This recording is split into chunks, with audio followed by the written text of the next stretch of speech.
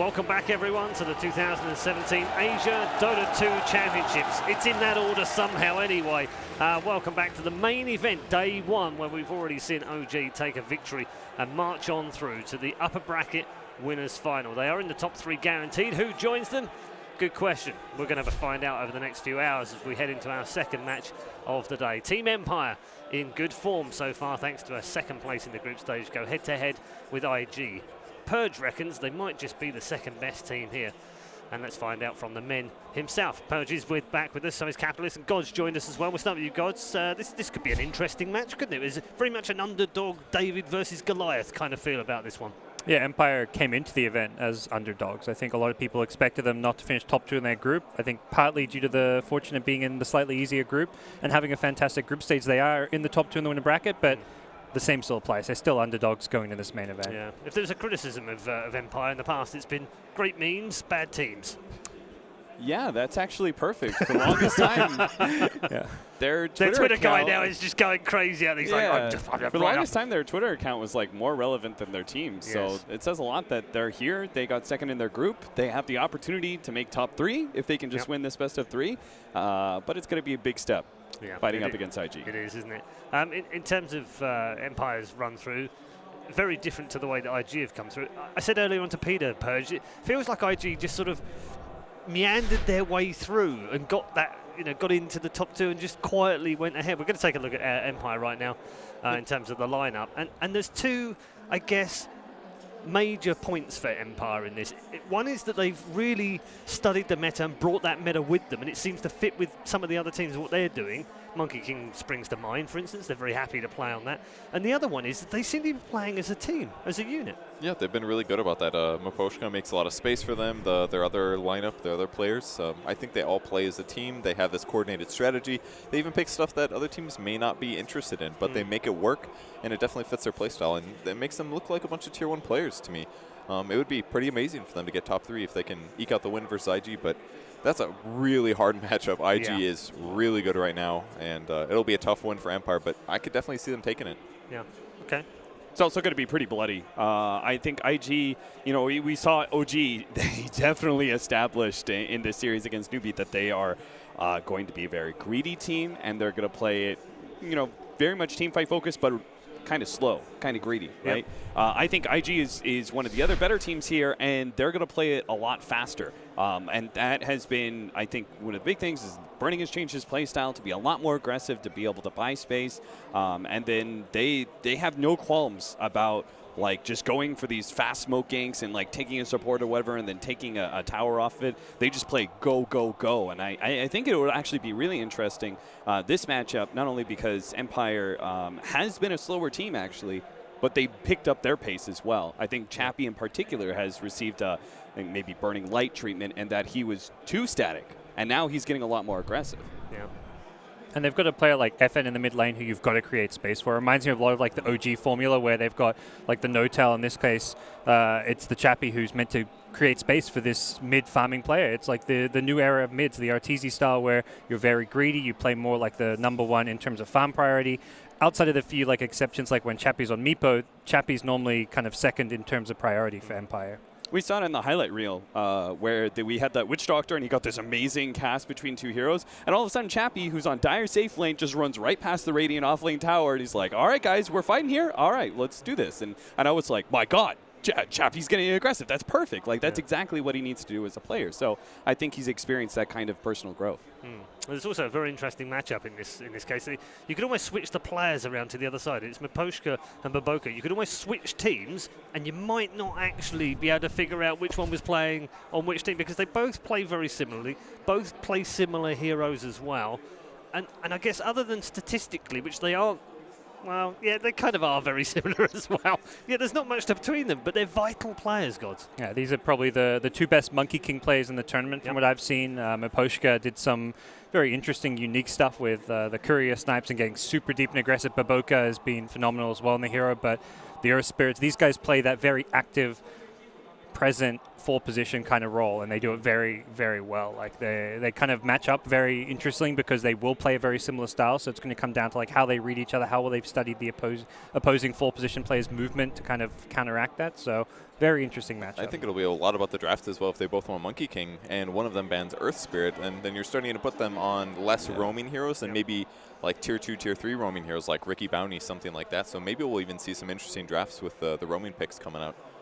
So those are the top 2 by far, Monkey King, Earth Spirit. Everything past that is like, I'd really rather do one of those first Rubik's 2. been picked up as well. I think that was but third it's or not fourth. even close to the same roaming potential. Like low movement speed, semi-low damage, weak nuke. Like the real go-tos are the Earth Spirit, Monkey King. That's going to be the first pick this match at least. Yeah. If you want to look at the core side of things from the draft, I do agree with Kevin that should be the headline story. But I think a secondary story about the cores is going to be the sort of the tweaks that Empire can make with the Meepo, with Alchemist, like with these kind of heroes that can kind of flip the script on the draft, right? Where we're seeing like, oh, aggressive, and then all of a sudden it's like a hero like Alchemist comes out and he definitely puts the timer on the enemy team of saying like, hey, you need to actually come into us and end the game. So I think that could also be a way to get a small strategic edge. Okay, where do you think the Lina might figure into this?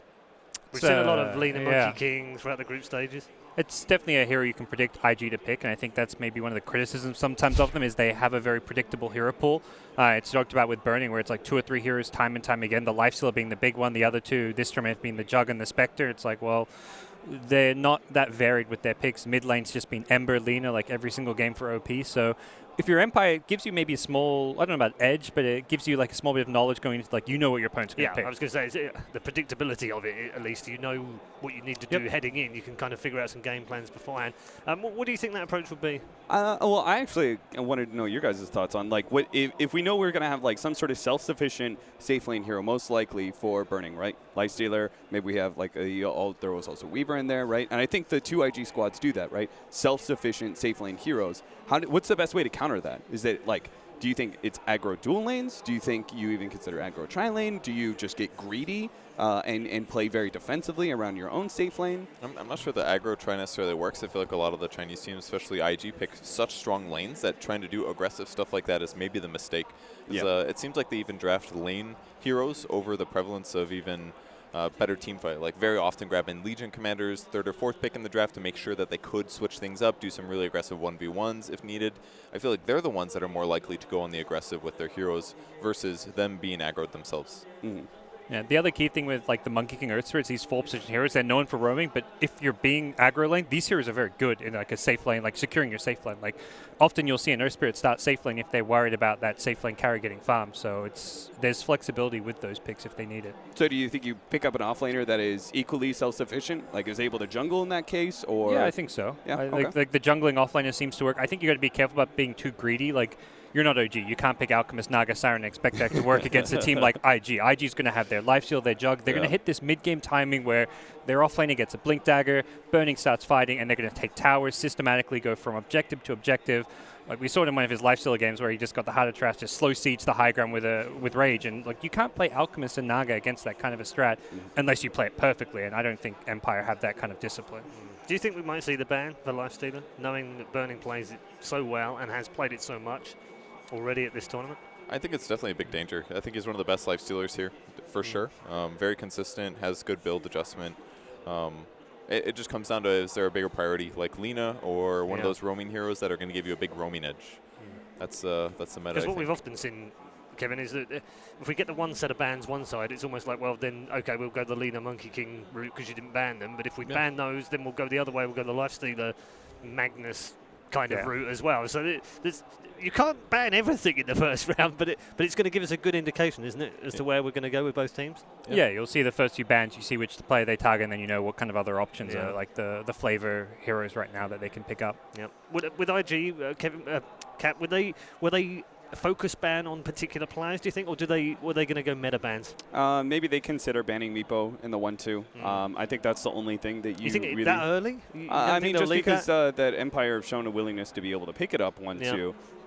It's just kind of like one of those, maybe they let it out in the first game. If they pick it up 1-2 and they could defeat it, then okay, then that's fine. But maybe they just play it safer and be like, we just don't want to deal with that hero, period, and let's just play our game. Because I think that that is the way that IG are going to win this game, is that I think they're two aggressive teams, and IG is the better of the two aggressors, and as long as they don't get some sort of cheeky, again, Meepo or Alchemist pickup that kind of changes the game on them, then I think IG should win. Yeah, Okay. that's a Do you fair think? point. Yeah. Do you feel? Oh, go ahead. Yeah, IG was seen to be the better drafting team in some ways during the group stage as well. And Empire, people not expecting them to be amazing. That's the underdog thing's an upper hand. Yeah. Your opponents underestimate you. They're not familiar with your style. They're not familiar with your picks. But they've had like 3 days here to plan this match. And I'm sure they've got something really good figured out where they can open a 1-2 ban that's going to confuse their opponents, maybe put them down the path that IG wants them to go down, and they're going to be able to react to it in a nice way, kind of similar to what OG does in a lot of ways. IG is so close to that same level of drafting, from what it seems, that they could really just throw a huge wrench in Empire's plans, like a Meepo Earthsphere ban and open up Monkey King, something like that could just really put Empire in a bad spot. You know what the coolest part of these two matchups is in the semifinals? That I feel like we have, maybe throw EG in there, but like of OG and Newbie, you have like two of the best defensive and somewhat slower and greedier teams, right? And then on this side, we're going to have two of the best like fast aggressive teams, right? And we said in the pre-panel area, like it does seem like some of these teams, they fit in groups of like this is the meta we think it is, and this is the meta we think it is, and these two groups are going to end up clashing after this. It's going to be the best of these two teams matching up against each other to really determine which meta is best. Is the slower paced or the fast paced? Yeah, and we've not really seen too much of I can mix it up, or we can mix it up, and we can play both styles yet. I mean, I think like OG is capable of that. Nobi is capable of that. I think IG is also capable of that. Leading into DAC, they did have some slower paced lineups. I was gonna say I think Lifestealer, even though I feel like Lina is more OP in a way in this aggressive versus aggressive matchup, Lifestealer is king. Yeah. So they basically had to ban the Earth Spirit, knowing that if they didn't, IG would have a roaming advantage. Perhaps that's what they're thinking. It gives them the Lifestealer instead. So now they have to play a semi-normal strat. And we'll see what Empire goes for their roam hero. First ban out on the Meepo, as we did say they might do. Ursa could be a value 1-2 pickup for Empire simply because there is Lifestealer out in the pool. But again, we've already established that Lifestealer is a hero that you can attempt to counter in the draft, but he still plays out aggressively enough that having direct 1-to-1 counters may not matter as much. Centaur can be really good against Lifestealer just because of Disable as well as Stampede countering the slow, so I think it's a decent opener here. Laning phase, though, it's not very good, right? Not a great time. Yeah, Lifestealer he's one of the best heroes to keep the Centaur in check in laning phase, but there's always that advantage where you can just leave the lane and never come back. And true. The response to that is often, well, Lifestealer just give him a 1v1, or like the supports can then roam though. Like the Centaur goes to jungle, Lifestealer then doesn't need his supports there. You can have one pulling, stacking, the other Baboka roaming around the map. So Empire take a kind of teamfight oriented approach now with their second pick in the Warlock. I've seen some laning stage stuff with either Centaur Warlock or like Slardar. They'll just push the lane with Fatal Bonds and do a side pull. That's a very early Tinker, isn't it? It is, and normally, I mean, it's OP's, I would say, best or second best hero. He played it a couple games in the group stage, beat NP with it when they picked a Terrorblade and stuff, but that was more like the Medusa game, where it was Medusa mid versus Tinker, and that's more like a lane counter and stuff, but just for the sheer fact that this guy plays it so incredibly well, it's their like highest win rate here for him in the mid lane. They're going to value it that highly, I guess. And I think if you look at Team Empire's lineup, right, they saw Lifestealer and they went Centaur Warlock, which I would argue are like two of the best like team fighting heroes out there right now. So if you don't want to risk it and get into that brawl against Team Empire, then Tinker is going to be one of the better heroes out there in the pool that allows you to really heavily split push. When you think Tinker Lifesteal, it's also very high uptime. It's the kind of heroes that take advantage of the long cooldown of the Warlock Rock, and that's often the response. As soon as you see the Warlock, the Tide Hunters pick heroes that aren't going to rely on cooldown. So they use that rock, maybe they win a fight. Well, as soon as you respawn, you go and take a fight yourself. So Empire feeling like they need to ban out some vision. I think they should also ban away Keeper of the Light on the side of Team Empire. I feel like Kata would be another troublesome hero where IG would just be able to stall the game some more. It also has Mana Lake versus Centaur's Stampede. Similar vein with the Bat, so that'll be gone here. Okay. Would be a decent 1v1 against Centaur. Bat can definitely have an advantage there. Can go both ways, but would have been really good for Tinker Vision and Lifestealer bombs and stuff like that.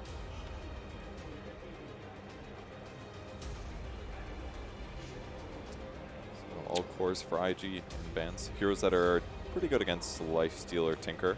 Yeah, it's like mid carry first 2 picks. Few teams you'll see do that, but I mean that's like a IG know what they want and they want to make sure those heroes don't get banned out. I mean Lifesteal you have to first stage. Tinker perhaps you don't, but I think they felt like it might get banned out and they're going to be really strong against Empire with this hero.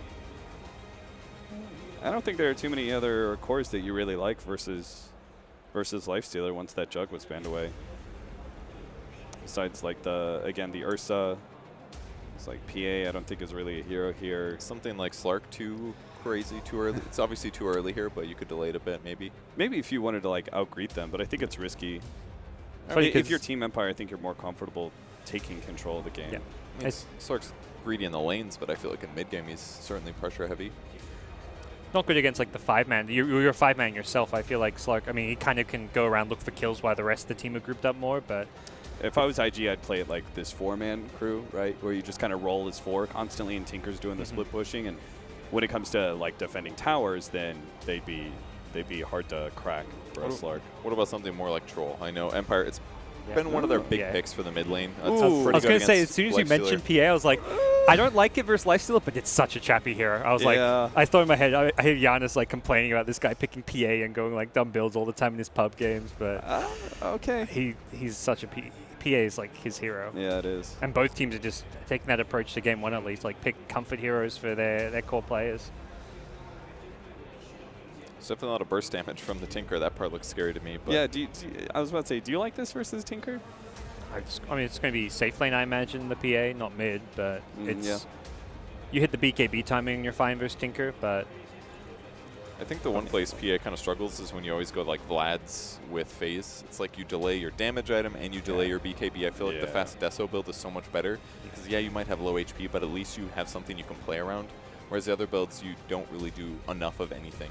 The timing of BKB and Abyssal are going to be really important for PA this game. Yeah. Vision as well. If he can get on top of the Tinker every fight, that should be a dead hero if he's got BKB and follow-up from Rock. Is there some kind of vision hero you think you can pick, though, for them? Like Centaur. Just run in there and look at him with your eyes, and then the PA goes in. Okay. So Get the Ag stampede over his trees. Exactly. Probably Baboka's hero. Yep, Slaughter for IG. It's a good roaming alternative. Fast, stun, scales well. I like it. Great combo with Lifestealer, obviously, bomb-wise and damage amp-wise. Can eat Centaur alive this game. Still going to have some issues with the PA. They're pretty right-click focused right now.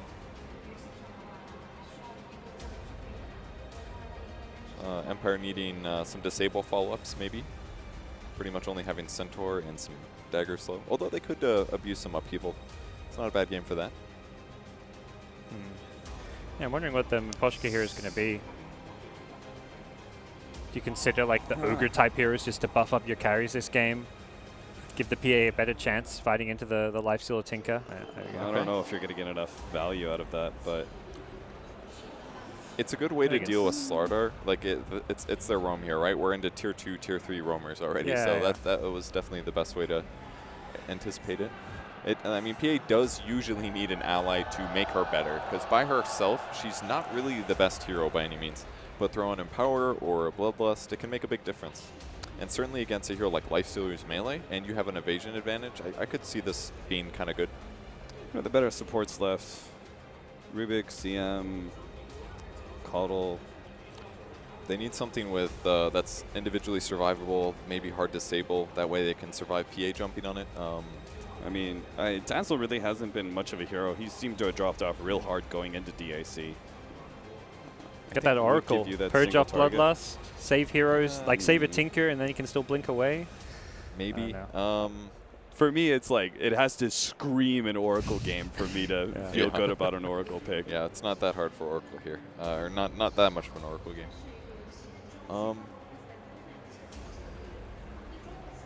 If you're wondering what the random cheering is from the crowd here, by the way, you can be pretty assured that they've put Burning's face on the main images. Yeah, I wasn't sure if they were chanting IG or burning earlier when they went on stage. very hard to decipher. I'm going to go with the burning though. Ooh. And IG are going to go with the silencer. This is a classic like Chinese meta thing going on right now. Like when you have Slider, Lifestealer protecting the initiation with a silence, so the Warlock can't drop a rock on top to kind of counter-initiate. Or even like Centaur would be huge. Yeah. Almost a guaranteed Slardar kill. No, you have a strong initiation. Well, how do you stop your opponents from counter-initiating? Global silence. With that said, once Empire gets a little farmed, it doesn't really scare me that much if they've got BKB on PA or something like that.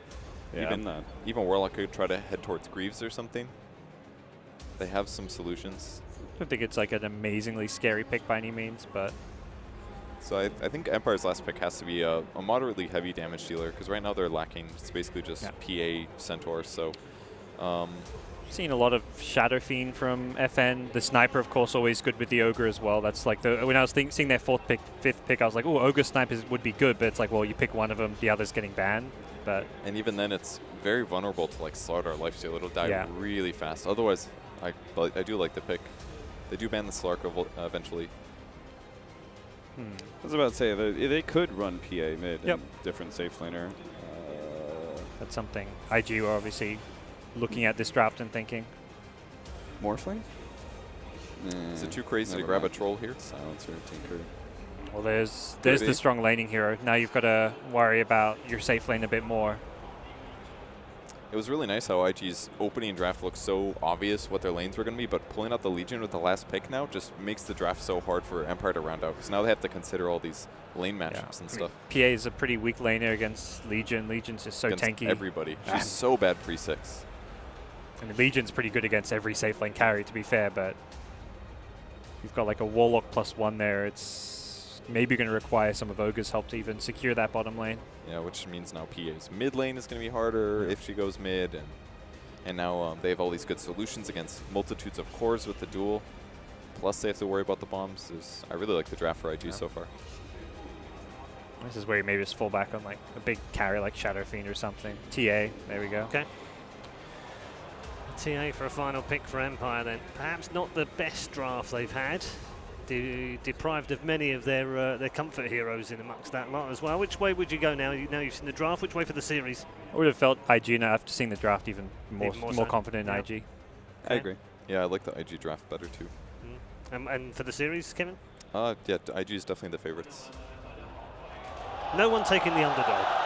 That's yours, Paul. Well, there we That's go your then. chance to prove you're better than the analyst. See, I'm going to stick with Team Empire's social media guy and, cheer on the boys from the CIS region. Go Empire. Let's head downstairs now to our commentary team. We might not have got a Cottle in the draft, but we've definitely got one down next to the stage. It's all yours, Dakota.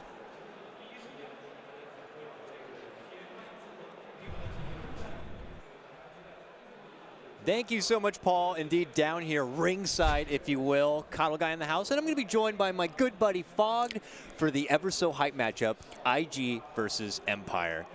I'm really glad we got to cover this one.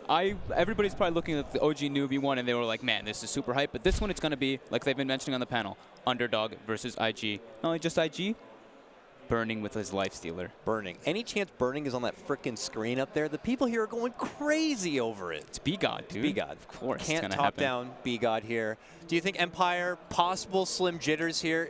They've had LAN experience. They've had LAN victories under their belt. But here, first time main stage going against IG, who are looking like favorites. The draft also looking favorite for them. How do you feel for Empire right now? I'd be a bit concerned.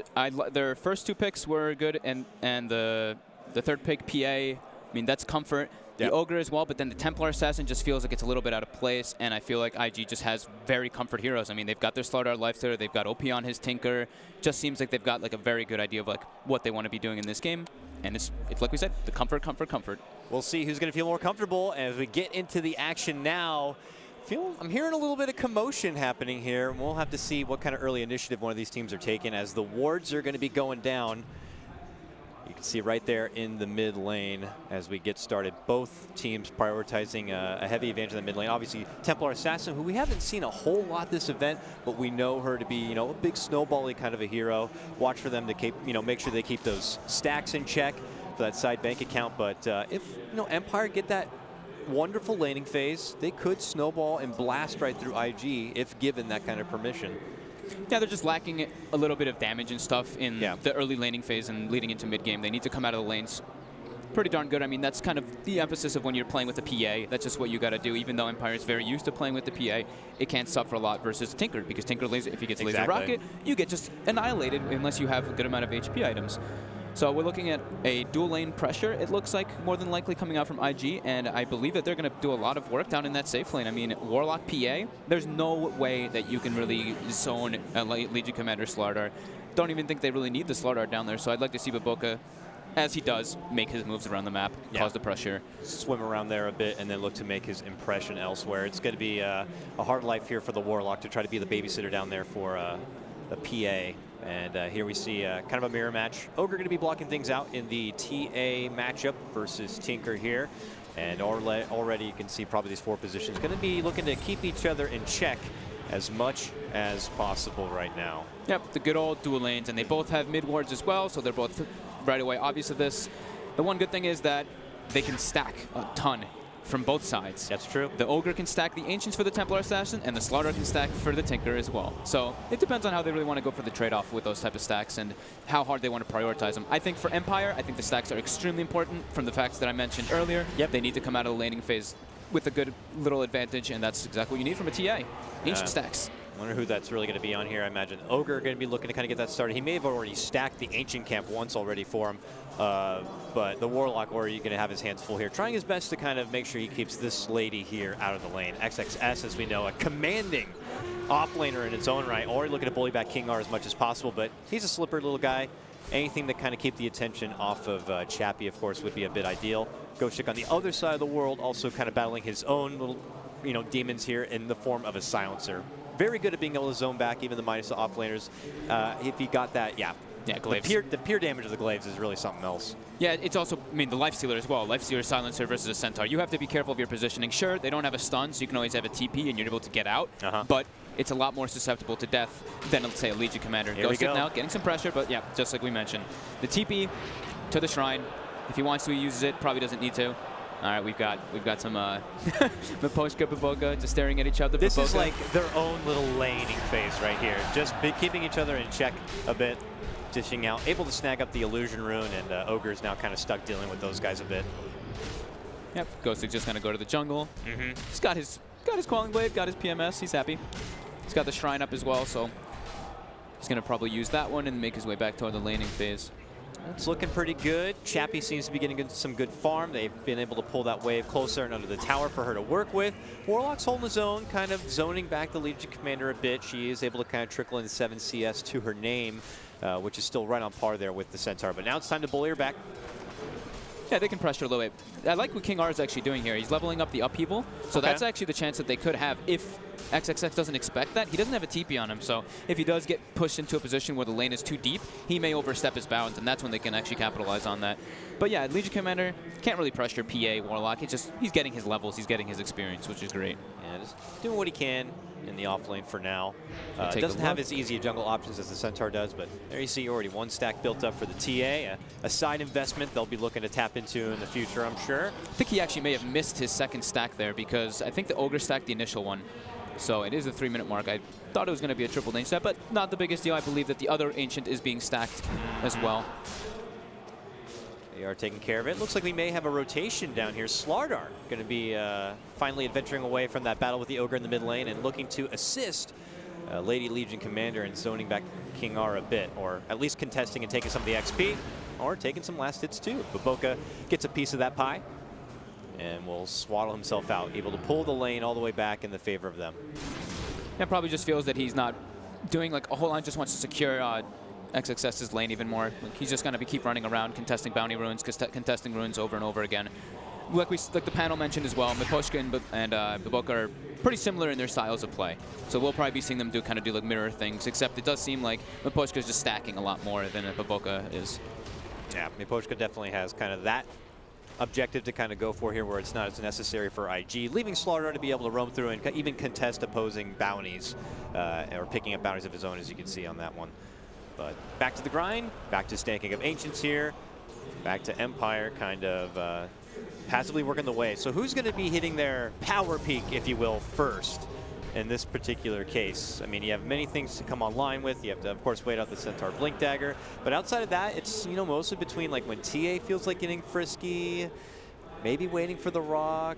Probably first power peak would be the, Centaur getting his 6. I mean, he's getting pretty close to it. He's already level 4. The Stampede could actually make them be their way to get a kill onto the Tinker. That's like a smoke with a Stampede. That's probably the way to just get on top of him. Other than that, maybe we'll just see like IG pressure the top tower, force some reaction up there.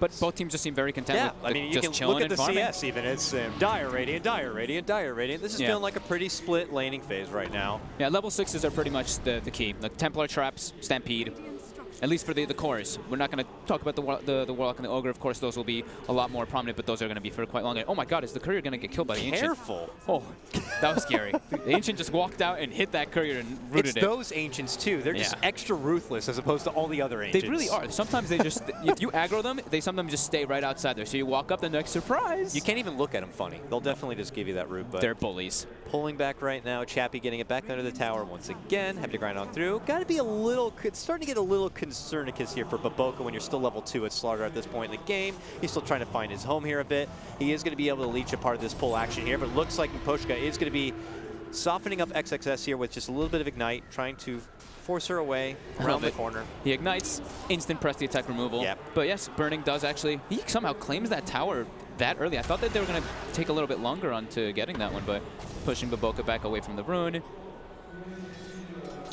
And Gosha grabs his own rune out on the other side. But yeah, as you said, it's Burning here, the big breadwinner of it all. With that tower takedown, puts him ahead, but he's still neck and neck with Chappie. Chappie 43 and 12 on the other side of the world. Both these cores, you know, getting the start they were hoping for here, getting the space that was required. Ooh, first invis, Baboka Slardar movement here. Scouting out the stacks. He's going to see that one should be, I think that one's doubled. Yeah. Also, so oh no! Oh no, He's going to cross path with Ghost. You can hear the audience roaring now. He's going to be forced to dig out the Stampede and run away. Oh my god. If he was there maybe like a second earlier, he had him. Woo. That's just, oh my goodness. That could have been devastating for Empire there. Bottom lane, we have a mild jump here from Chappie. Gets that early crit. More zoning back. Commits the upheaval. Yeah. Casual upheaval just to hit her on the way out. XXS is farming very well. He's almost tied up with the mid laners. Getting 7 minutes still to get that first blood in this one. Lots of respect from both teams in their laning phase, accepting the fact that they're very strong. We did say that we were coming down to like the tier 3, tier 4 roamers, and now we're kind of seeing like why that kind of why these heroes aren't picked first too compared to these Earth Spirits and Monkey Kings. So boring. It's a little bit harder. Not boring, but it feels like they can't nearly do as much. Yeah. They don't have all those extra flashy tools of diving across the lane and instantly initiating. I mean, Slardar is, but he needs to. He takes his time. He's going to take a couple levels. That's where that that Centaur kill could have been massive because since Baboka is a bit under-leveled, it would have been pretty glorious. The duel might actually be pretty relevant with the Tinker TP. That could be another big one that they go for with the play. Still trades here as XXS has been able to kind of fend for herself. I say that, but the Silencer just behind him, and look at this. Baboka makes his return. We now have 3 out of attendance here in the bottom lane from IG with the smoke. Looks like they may be hoping for a setup, but mid lane also. We have rotations coming in. Poshka just continuing to be that mid lane bouncer, but as a fight breaks out, it's a DD rune going to be snagged up now from Baboka as he looks to make his move in. Curse is already there. One more hit could do it, but he is going to be able to stampede and run back it away. Now they're looking for a turnaround play. Initiation comes out from Empire. FN strikes it and takes down OP, and that's going to be your first blood. It's Empire getting it done. That's exactly what Cap was talking about, exactly what the panel's been mentioning. Chappie making that rotation. He was reading something going on bottom. You see Legion Commander get 6. He's like, something seems a little bit fishy down here. There's no other supports just showing in the lanes. I'm going to TP mid. I'm going to try to be the one making the aggressive move with my Templar Assassin traps. Bam! Gets first blood onto OP because of that engagement in the river. Couldn't really ask for anything better for a head start if you're Empire here, giving your #1 the kill and taking down their Tinker. At the start, allows Chappie to get right back in the mix here in the bottom lane. Phase boot's already done. Looking to segue forward and completing out the Vlads. Pretty cookie cutter here for now. Yep. We look for IG and what timing it's going to take for their own response play here. Now you have Duel up and available. I imagine they would love to be in to accumulate some damage on top of that. But the setups are not quite there yet. Still need that more time for Baboka. Armlet Lifestealer is the big one to make the move. Yep. As soon as Burning finishes up that Armlet, he's like, all right, we're going to claim bottom tower. And this is exactly what we've been talking about what IG does when they're playing versus a semi, you could say, greedy lineup. They are very keen on taking those tier 1s. They're like, all right, claim them all. We're just going to 3-man it and show you we're here. we're taking your tower, and that's exactly what they're doing right now. But during the meantime, which is very good for Empire, is they did have those like double ancient stack, triple ancient stacks either as well. So we can see FN finishing up this triple ancient, which is taking him up pretty well. He's got his treads finished. He's going to be bloodlusted as well. Do you think straight to Deso, straight to Blink, either or should favor him this time? I know he has the trusty Blightstone for now, and as he finishes out the treads, but it's more than likely the Blink Dagger, just so we can disengage from the Slardar Lifestealer. Yeah, lots of money going their way as they go for the finish. Ghostic getting a solo kill onto OP.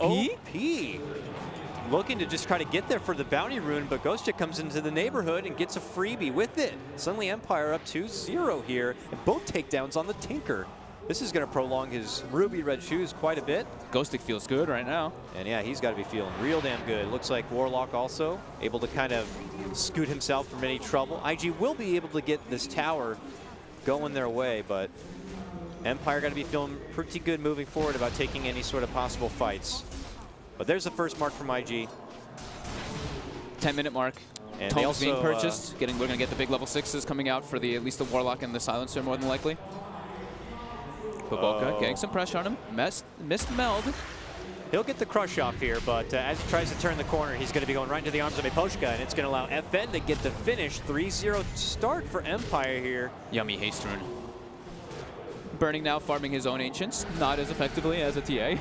It takes a bit more time, but he's crunching his way through it. Yeah. Lots of great vision here for IG, at least on the Empire side of the map, scouting out their own jungle, but obviously left him a bit in the dark in the northern part, where OP has been caught now. We've got a little bit of like these like mirror kind of wards coming out, but IG does have a bit deeper wards for now, just because they were able to claim that tier 1 bottom. Chappie content with just farming still, as we mentioned, that Vlad's. We'll see which talent he decides to go for, if it's either the damage or the health. I think in this game you more than likely go for the health, since you're versus the Tinker. King Arlos and net worth. Got to be getting close to that level 6, I'd imagine. You have your book now available here. I don't know if he's waiting in the pocket for a rock drop just in case a counterplay is necessary. But now they see Burnings in the mid lane, and maybe they imagine that IG are going to be looking for their next tier 1 here soon. Ghostic is approaching that Blink Dagger. 400 away. That's going to be the big go for Empire to try to start claiming those tier 1s, because that's what it takes them for a bit. You know, once they get the blink on the TA, once they get the blink on Centaur, and then the Warlock, that's when they can start making the big smoke plays for those towers. 12 minutes. And we have the boost travel, and they're going to look to put it to use right away. Missile's already going to be going out. Miposhka should be chopped up here for Burning, who will claim the first kill for IG. Rotation to come in from IG. They poke him at the back with a dagger a bit, but IG still here, fighting, looking to get this tower if possible, while Empire just kind of playing with the clock here, knowing that Blink should be incoming any moment possibly for Ghostic. We're going to have to notice Stampede out bottom lane. Q, who's just trying to go for a D ward. They're going to make the chase for him. Oh, he's dead. Yeah. No forgiving slash, but Ben will be able to dish the burst where necessary. So Chappie has the Desolator put it in his quick buy right now. So we're going to see which one goes to the Deso. I mean, it looks like it's going to be the PA instead of the TA this time. So TA might just go for this Blink BKB build, just to be able to deal with Tinker, maybe even Blink Manta, maybe Blink BKB and Manta, since he's versus Global and Tinker, to remove that laser, remove the Amplify. Tons of different reasons for him to go for both builds. Seems very appetizing in this kind of a game. So, all right, there we go. First Infest tank coming out with the Blink Dagger on the Legion Commander. See if we can get a successful duel. Baby. Burning all saddled up. Ready to bring it away, but look at Empire. They have that blink, and they have a smoke. Smoke also comes up from IG. They could end up crossing each other's paths, but now a 180 back the other direction from Empire. All right, Silencer, let's see your positioning for the counter initiation in this fight. Ooh, look like maybe straight to the pit, but they're looking around all the way, and it could be just Miposhka looking to take the gank. That will be your first initiation, your first duel victory. Empire not happy with that approach from IG. They will take their business elsewhere, it looks like. Yeah, wasting a little bit of time and a smoke. Bit unfortunate for Empire, but it looked like they were just trying to make space there for FN, it did seem. But FN seems like he was getting enough free farm that he decided, you know what? I don't need to go back for the blink dag. Okay, now he changes his mind again. He puts make up your fucking mind, FN. So he gets the blink, and he actually still has the Deso in his quick buy too. So they have 2 Desos in their quick buy. So maybe we'll see 2 of them. It'll be a bit strange to see it, but maybe. Hiding in his tree closet, King R trying to slow the roll of IG a bit, waiting to see if Empire going to do anything about a defense, but it looks like they're just going to leave the supports. No, TA showing up now. They've got Stampede, they've got Rock, they want to contest this. Shields out. Glyph comes out. Burning wants the last hit. Ghost Even Stick is not pops the healthy. rage. Oh, there goes the jump in. Round to FN, but the silence is going to be coming out, and they're not going to be able to get the save. It's the burst takedown on TA, and they want more. Crush is there, but here comes the counterplay coming out with the Stampede and Runaway. The Rock going to be committed on this one. It's all for Empire to make a hasty escape. Strong move from IG to make a committed dive behind the tower, and they were all behind it. Very costly attempt at a defense by Empire, having to commit their Rock. They lose their TA, they use Stampede. Definitely not, they were not in position to defend that tower. They definitely should have ditched it. Ghost Stick was sitting at like 30% HP, like their initiator can't really go in. I think the call should have probably been to go back there, but IG capitalizing on that mistake, claiming a tier 1 and a kill. Money starting to come together here a bit for IG.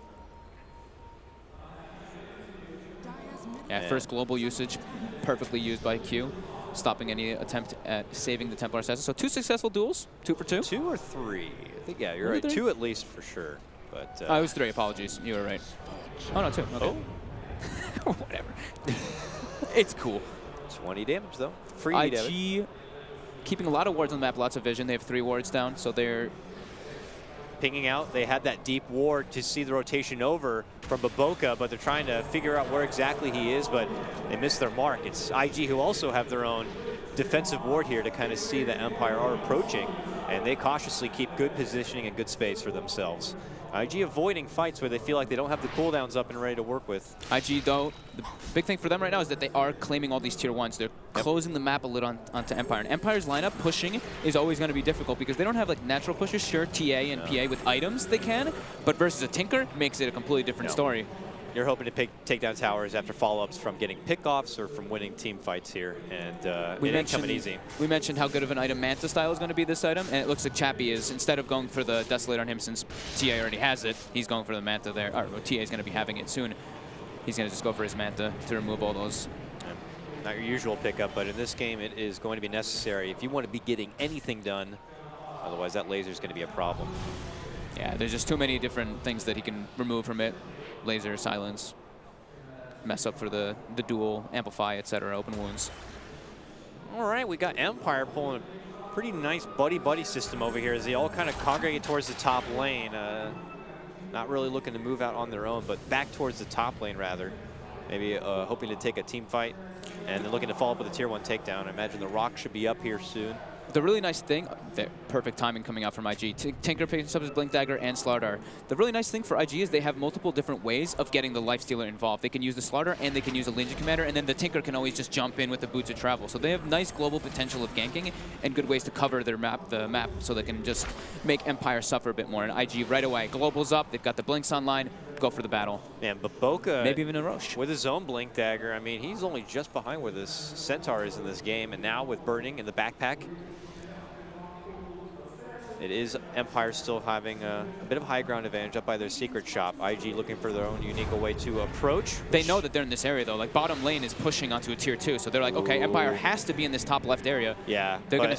They do smoke up, so it's gonna be a smoke v smoke battle. Who's gonna be able to claim the high ground? IG wrapping around. Are they gonna be able to find FN? Get a fresh ward down. And now a TP onto the tower from OP. Look who's coming in from behind. It's going to be IG. Swing and a miss on the blink and crush. Global is going to be coming out as Ghost Chick looks to go for his own initiation. XXS steps in, but FN tries to keep him back. Rock going to be dropped, but a bit of a swing and a miss there. Does come out. IG step off from the onslaught and now look to re-engage. They spotted out FN and they hit him where it hurts. He tries to get off the refraction, but it's going to be too much power coming out from him. And they're going to get the finish. Lead in duel on the open, lock him in place. The follow-up with a crush. Won't be able to get the duel damage, but they will get the pick. 3 go down. IG on a serious up and up right now. This is supposed to be a power peak for Empire, and I'm not seeing it. That was beautiful blink by FN. As soon as he saw the Slardar, he blinks and dodges it. The Global gets baited, so the Global was kind of used in the, maybe not the best time, but in the initiation that they wanted to do, it was used properly, but then Empire unable to find anybody to actually catch. Rock off the mark, just some small things not going in Empire's favor. Now it's inside the pit for IG. Ghost Chick steps in, gets off the crush. The Roche ain't down yet, but he's looking to go for the burst onto Burning. Can he get it? No! He goes down himself! Oh, disaster for Empire. Oh, he's Chappie fighting for his final life, but he'll lose it too. Out for 45 seconds. Are you serious here? Burning still holds strong, confident, pops back out and gets the job done. IG on another level here. Is going absolutely nuts for Burning surviving there. Man, IG looking on the mark here in their Game 1 debut here on land for Empire. Their combo, their comfort, you know, the Slaughter Lifestealer Silencer, this trio is just This is what they came them. into this tournament with, threatening, and everybody recognized it. You saw many first phase bans onto the Lifestealer here, but then we saw Burning find success with the Jug. We find success with the Weaver, with the Spectre. Now we find the Lifestealer back in action again, and Burning says, I'm not rusty. You can ban it. Doesn't matter. You can ban it. I got something else for you. It might be Empire who need to really clutch out some sort of serious fight, and it's going to be difficult to see where it's going to be coming from. The Silencer pick is just so genius for them. Like, the Empire drafted like this whole counter initiation thing to the Slaughter Lifestealer, but now it's like every single time they're going to lose a hero pretty much every time that combo comes out, and then you're fighting at a detriment. IG back to the grind here as they wait for those cooldowns to take another engagement against Empire, and maybe even consider moving forward, finishing out some tier 2s here on the back of this Aegis they have. Empire trying to create as much space for themselves, pushing back out this mid lane. It's top hard lane. though for Empire. Sorry to because like, who's the one who's going to be making the space? Like, the Ogre and the Warlock aren't really the guys who want to be like running around and like making those like individual gank plays. It's the cores that really need to make the ganks for Empire. And when you're in that position, it's kind of awkward. XXX getting a duel here onto FN. Laser. Are they going to clean him up before the duel finishes? But yeah, doesn't get the duel damage, but FN gets brought down quite heavily. Job done, nonetheless. And they'll get the finishing up here in the bottom lane, the tier 2 to go down. Empire trying to get their first tower of the game here at the top lane. Ghost Stick on top of OP. Okay, they might get a forgiving little pick here. OP, who is hiding behind the tower, will get punished. Great positioning there by Ghost Stick. OP literally just blinked right into him. He's like, oh, ooh, hello. And finally, they'll be able to get that tier 1 down. Look at bottom lane. It's already pushing into the high ground now. Empire got to get back and deal with it. And IG have already moved on to the next lane, the next tier 2. And they're happy to have Burning confidently out in front, sporting that extra life here. Oh, yeah. Chappie definitely feeling the pressure for Empire, switching his build up. Can't go for that greedy Manta anymore. He has to go for the BKB. There's just too much burst potential coming out. Too many different ways to lock him down. No one to really be able to get to the back lines or shut down and blast out a silencer before his global can come off. It's always IG kind of taking the lead in a lot of these fights too. A lot of credit to XXS, of course, but Empire pull off. They're doing all this under the watchful eye of IG2. Place down these very nice deep wards here. As you can see, Miposhka will at least be able to take care of one, but there's another one just like 40 feet the other direction, so. IG has, very good warding this game. Keeping the aggression up, always knowing where Empire is if they're sitting behind people. But yeah, Empire's just in this awkward place. They can't really go for these playmaking moves. They only have that one tier 1 claim, so it's like they have to kind of depend on IG to make like a little bit of a positioning error for them to claim those at the moment. And IG making a mistake at this point in time just doesn't seem something you really want to be falling back on. And also they have Aegis, so it's like, do we really want to make some type of aggressive move and hoping they make a mistake into Aegis? It's too risky. Certainly, if not then right after the Aegis is when Empire have to do something. I don't know when the potential of their lineup is going to get any better as this game does scale. I only see Burning getting stronger, the Tinker getting more items under their belt, and more dual damage going the way of LC. Once the TA and the PA have BKBs, it's going to be like they can actually be able to do some more in the fights, but till then it's going to be really hard for them to get bursted down. But here we go, they go for their own gank, and they do actually end up finding XXX again. Ghost Stick with great positioning, just finding heroes segregated alone. Yeah, they didn't even really need a ward for that one. And IG might even think there's a ward deep for that Pacific kill. But Empire managed to string together a little bit something for themselves.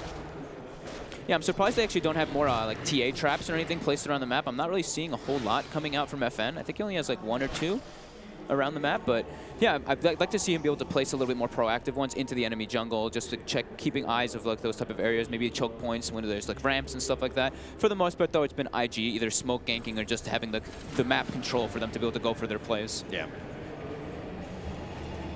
4-step there for FN. They've got the BKB now finished for Chappie. So he won't be able to get focused down nearly as easily. Just with the duel. Empire as 5 down here, maybe looking to push out this bottom lane and make a smoke, but they got to be careful. There is a deep IG ward there, which could scout them, but it looks like they're going to take their full business up and through the mid lane. Last tier 2, IG's like, all right, let's just push top lane. Aegis does get reclaimed, but they do have an enormous lifestealer sitting on, you know, 32 armor. Freaking burning. Yeah, and he's already taking the build that you'd want to do exactly versus 2 high physical damage cores. Build an AC. Armor. And then as you see, as well, we see Silencer building Medallion. So just going to be building toward that Solar Crest. Solar Crest, AC. Yep. You got the amplifying damage coming out from your Slardar. Yeah. Corrosive Haze. Corrosive Haze. It could be a nightmare for Empire here, but yeah, they definitely have the tools to be able to deal with all that, to deal with their massive physical damage. all right, all outer towers taken off the playing field here for Empire. Empire looking to push out what they can. Do not want to be stuck in that position where you're just cramped indoors, waiting for the inevitable play and waiting for maybe an overstep from IG. Does seem like that's starting to feel like what's happening. That's how you naturally just kind of get yourself put in that position. Well, I would love to see IG find opportunities to be able to go out there on adventures and be able to kind of get those pickoffs, but it's IG who, after taking that tower, go into their smoke here, even pass over the Haster just in case it gets spotted, and they're going to be going right through the Ancient camp here. Empire is just stuck in their base. They don't see anybody with their wards. They're like, something's up. They'll see OP to the mid lane. Uh-oh, Chappie. Chappie on the low ground. Scan goes out, but Boca not able to get the catch with the crush. Yeah, just trying to keep the pressure on them, keep Empire locked in their base, and OP's doing a great job of just forcing the side lanes in constantly. I mean, this is the job of the Tinker. Force them in, trap them in their base. They're not getting the opportunity to go out and gank them at all because, as I keep kind of harping on, their supports can't really do that. It's like, what, are you just going to commit a rock to try to get him as he's TPing in and stuff? It's very hard for them to really be set up unless, like, it's Ghost Stick finding those opportunities that he did. This is nice, though, for Chappie. Nice little solo pickoff. We take those if you're Empire. 437 for killing the 5? We take those. We take those. Now, if you know, maybe not for Empire's sake, hopefully for them, but if the game continues to pan out the way it does and IG eventually take over, in the Game 2 draft, are you suspecting Empire going to put a lot more into getting that solid 4 position, that solid proactive support? We'll see. It was banned down in the first 2, right? Yeah. So it did make it a lot harder for them to really go for that. I mean, I would imagine IG would ban like a Monkey King and an Earth Spirit. So I mean, I would imagine Empire might push to grab one or the other if available to them. But it just looks like that way. It feels like, unfortunately, with the Warlock Ogre pairing, their laning phase did feel like it wasn't going to be able to get as much done as they'd like. Yeah, I mean, the panel touched on it a bunch of times too. It's like Miposhka, that guy is this is the playmaker for this team. Sure, Chappie's getting involved more, but Miposhka's just playing a walking bloodlust at this point. So it's making playing that hero. Yeah, it's making it a lot harder for Empire to really do things. And they're used to, at least, because they're so used to him just being like, okay, I'm going here, killing here, making the moves around. But Ogre's not that type of hero anymore. Yeah. Baboka going for that Midas, of course. I mean, it's the build we're seeing on all these. I mean, the majority of 4s, but also it's been the build for Slardar for quite a while. You get your Blink Dagger, you don't really need anything. Sure, a 4-staff is luxury and everything, but Midas is, you're going to get those 4-staff and everything eventually, and you're in the lead, so why not? You're just winning the farming game, and you're only making your lead bigger as time goes on. You're just putting the more pressure onto Empire to kind of do something about it. Speaking of pressure, you can feel the pressure that Empire's feeling too. Look at their wards, look at the way they're like positioning. Yeah, they're like, I think it's safe here if we wanted to make a possible smoke. You see Miposhka show up, he's got the purple stuff here. Look at FN. FN's literally like, walk up the hill. Walk up the hill. Yeah, from their perspective, I'm sure they're seeing IG totally missing off the map, and they have no idea what's going to hit them and possibly from where. IG are on the prowl now, barely skimming through. They're too hesitant to even head up and through their own jungle, but they have their eyes on the prize here. They get a sentry down. They'll see the trap is there, and the second that Slardar blinks to move in, they're going to make their jump. Burning pops out from it, but the commitment counter duel does come in, and he just shreks right through with the power of the blade mail. A rock will be committed from the outside, helping in from King R, but has the damage already been done? And it looks like it may have. They're already going to be losing 2. Empire forced to step back. IG now can move confidently back inside the pit and get the finish and take the Aegis. The blade mail showing from XXS just kind of shreds all the damage back onto the TA. I think I blinked and the rock was dead, or gone. It was just splattered. Yeah. Tinker having Aghanims, Burning just being so farmed. The Silencer with the Break Global again. Even though Ghost Stick did get an opportune jump there onto the Slardar, at what costs? FN just gets Blink, Blade Mail dueled, brought down in no time. Yep. I don't even know what Empire could have done different in that kind of position to prevent IG from getting it, but here now, back the other way. IG, without much hesitation here, feeling already confident and strong, having this extra life. Here they come, parading down this mid lane. Looking to claim game number 1. Just the first round of the upper bracket here. Empire, who have pulled out a huge group stage run to secure this upper bracket. Hoping to not Oh my God, get laser. blasted down that fast, but yeah. Axe Laser just doing its work through the team. They're going to have to already pop the shrines. They can't even get close to the march. It's OP alone. And he's just going to keep IG coming back. siege in. They've got the medallion thrown on Burning. Tier He's a 3 beast. is done. They make their moves in. They force forward Burning pretty deep. Can they burst him down in time? At least get the Aegis? No. Step back follow-up. Stun's going to be there. Oh Try to my stampede, God. but the OP laser Tinker. comes out. But yeah, they get their work done. The aggressive blink in with the laser rocket to clean up Chappie. Burning, though, you can see the TA and the PA are wailing on him in that stun, but he's got medallion. He's got like 50 armor almost when he's got everything thrown on him. They can't stop this man from chomping through their home. Mid lane down. OP will step out. They're not stopping. They've got Aegis. They don't care. Empire just getting beat down right now, They and know they Empire- can't do anything about it. They know Empire committed the Stampede earlier. They know they committed the Rock. They're like, there's no way they can fight into us. We're at a massive advantage right now. And they're going to have Global coming back up in a short while, which it just pops up. Can they catch Burning on the way out to No, burst they- the Aegis? Yes, they can. Ghostic may lose his own life. He gets a helpful force. They're But look looking at to go OP in, though. within the trees, blasting out 3 lasers there on the Ghostic, but couldn't get the finish. Now OP short on mana. Okay. Does get stunned up. He's He's stuck in got the no upheaval. mana. He's going to have a blink in 2 But seconds. look at Burning chunk through the base as if it's made of a gingerbread house. It's out of control right now the way he's able to siege. And they bail him out. No risk. The home is crumbling here for Empire. Things don't look good for game 1. IG and the house feeling good. Very dominant for them right now. Empire. Empire Long- just stuck in a hard position. I mean, losing 2 Raxes now versus a lineup that is scaling pretty damn hard. Sure, you have Bloodlust with TA and PA, but versus a Tinker? Tinker is incredibly good versus both those. He's even building for the Ethereal Blade soon to kind of counteract their physical bursts as well. Yeah, there's blade mails, there's lasers, there's Ghostic. rockets. Ghostic almost finding another opportunity on OP there.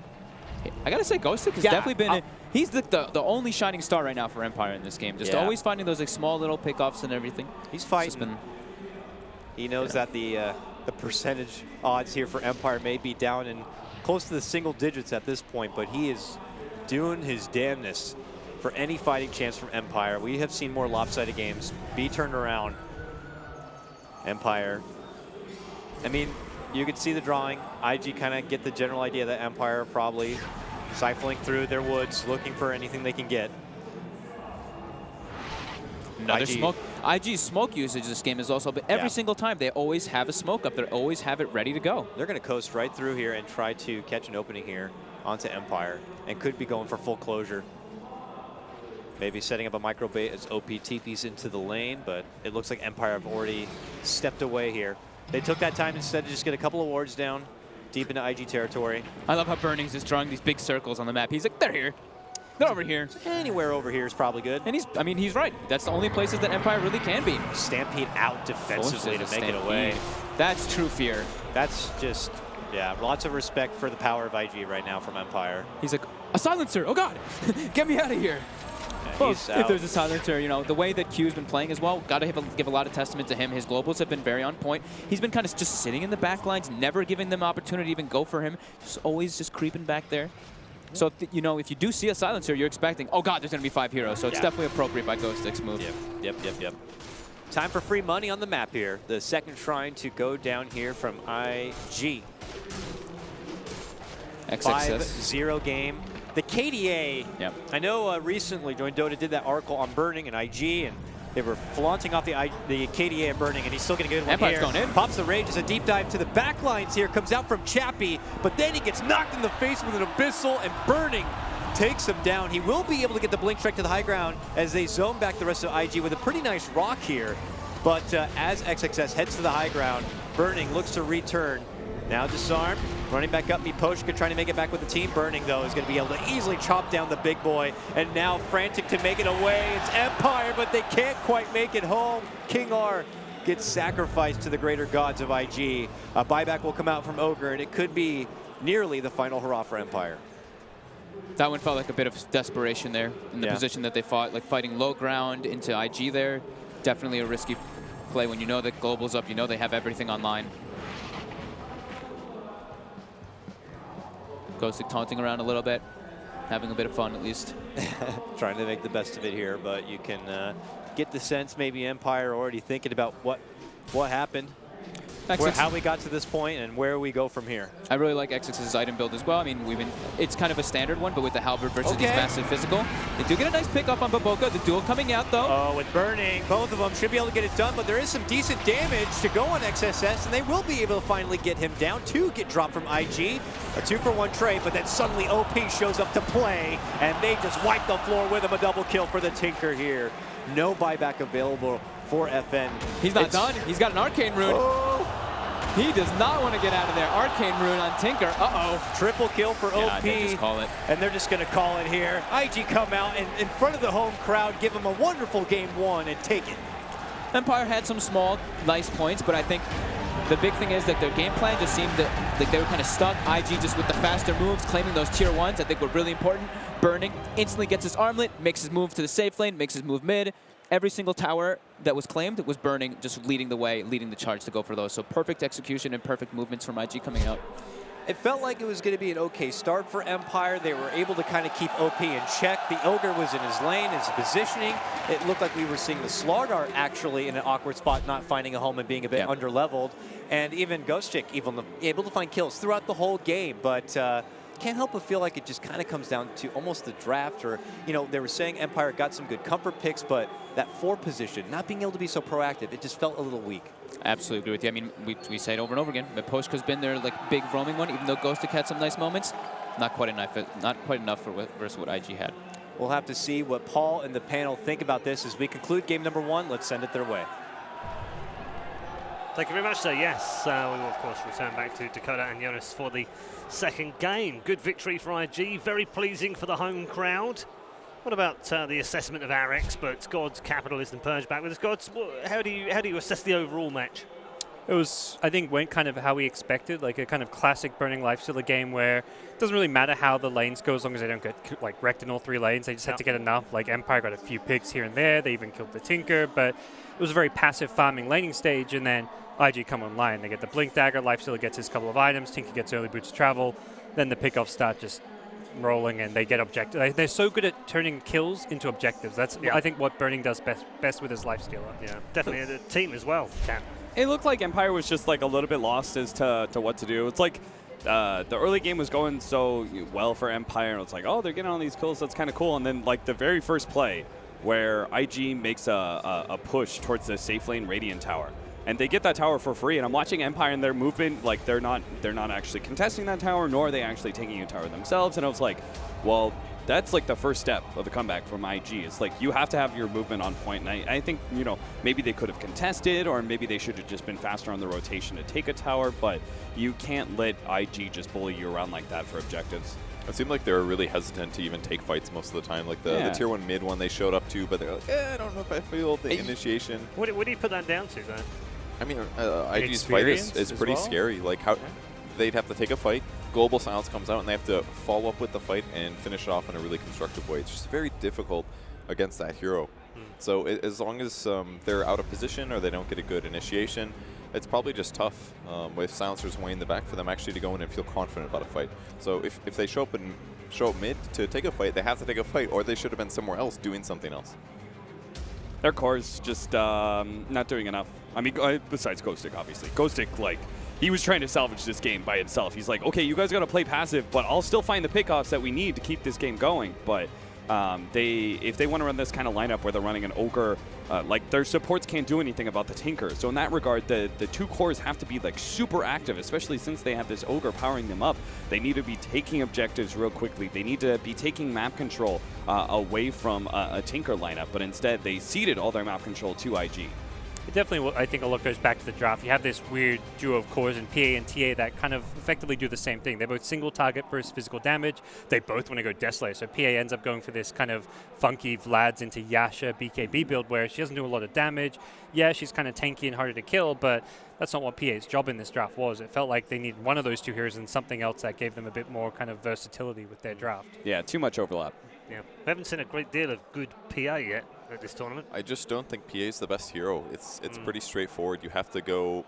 You really have to win your lane really fast, and it's difficult to shore up your weaknesses with items. Like I said earlier in the draft, the Vlad's, it does make you tankier, gives you lifesteal, gives you a little bit of armor, but it doesn't increase your HP a lot. So I feel like maybe a new build needs to be discovered, or PA is going to need some buffs. And I'm still a little partial to something like a Vanguard into a Deso myself, just because it gives you raw HP versus Vlad's just giving you armor. It doesn't help you against nukes really. So maybe there's better solutions that PAs need to abuse that would make her a lot better in the early game.